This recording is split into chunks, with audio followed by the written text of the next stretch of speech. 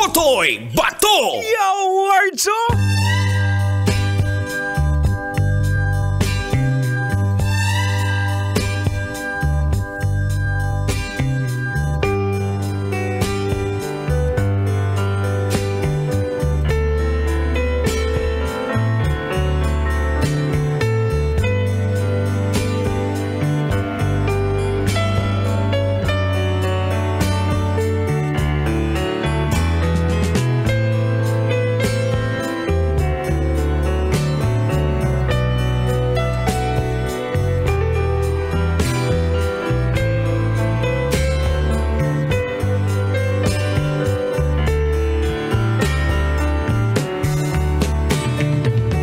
Usa kaming gabi mga angkol ug mga anti. Tugutin isab ninyo na mga ina sa tagkatahuran ini mga oras ha. Kumustamos mga kabisyo?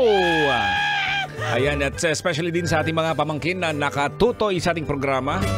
Unang-una, kumusta naman po ang inyong weekend? Ayan, marami bang nagawa ng weekend? Nakapagpa-relax ba? Nakasama ba yung mga mahal sa buhay? Or natutulog lang buong araw? Okay yan, nakapagpahinga. May iba naman, yung weekend naman po nila, kasama na rin si Uncle, yun yung panahon na kung saan spending it with your family. At least kahit papaano, alam mo naman, napaka-importante yan. Doon tayo huhugot po mga kabisyo, no? Pero yung mga kabisyo po natin na hindi po kasama ang kanilang pamilya, nasa probinsya siguro, o kaya naman nung araw ng weekend, kasi halimbawa si Manong driver ngayon, ikaw Grab driver, Lala Move driver, o kaya mga trailer truck driver, mga konduktor, no? Alam naman na po natin yan, no? Kahit weekend po, abay bumabiyahe para makalikom po ng income. Ayan, para may maumum. Yawards, Maying gabi ni mo, Col. Maying gabi din ni Auntie. Ayan, kumusta mo sa man inyong panikay-sikay kaninang umaga? Ayan, okay ba? Kahapon na alas 11 po tayo nung umaga, no? 11 a.m., no?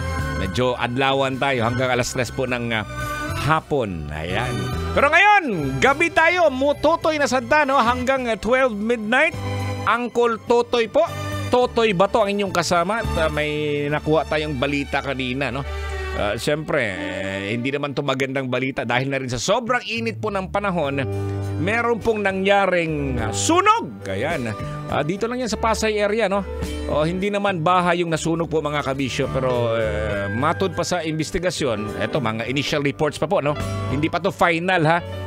Nagkaroon po ng sunog mga alauna pasado po sa may bandang NAIA Terminal 3 parking lot. Sabi daw dahil nga sa sagbot ba? Ayan, dahil daw sa grass. Alam mo yun, dahil nga sa sobrang init ng panahon, no? Grabe, dahil nga sa damo po mga kabisyo. Yun ang initial report. Pero iniimbestigahan pa po mga kabisyo. Imaginein mo lang, no? Sa may mga sasakyan po dyan mga kabisyo, kapag wala po kayong parking space, ayan, no? Hindi lang po dyan sa opisina ninyo, ha?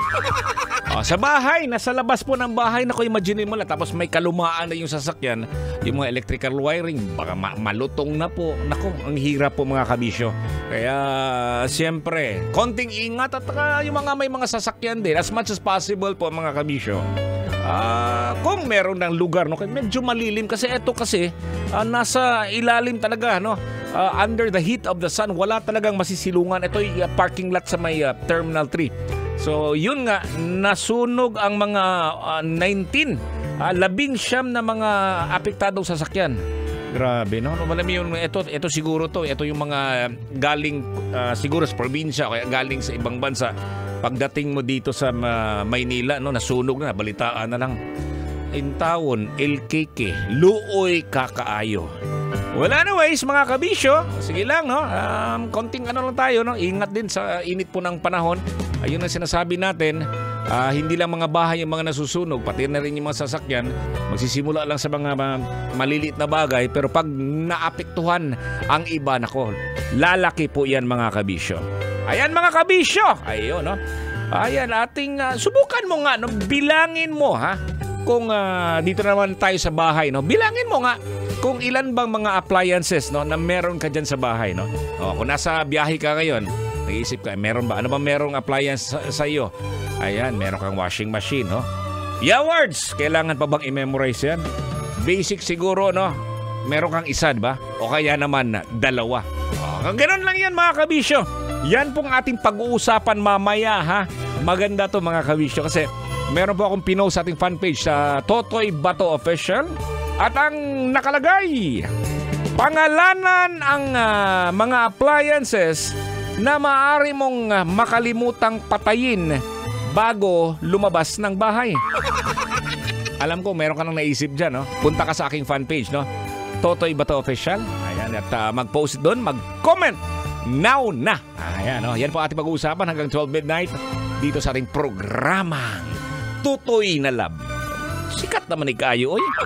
Hindi lang sa mga sasakyan, pati na rin sa mga 24 hours na mga kainan yan. Sulaig, libot, di ba? Halos lahat yan nakatutoy. Ayan, basic na po yan sa ganitong oras. Sarap talagang mututoy. Ako po ang inyong Uncle Totoy, Totoy Bato. Dito lang sa 90.7 Love Radio. Mayong gabi, kabisyo! Kailangan pa bang i-memorize yan? Love Radio. Basic!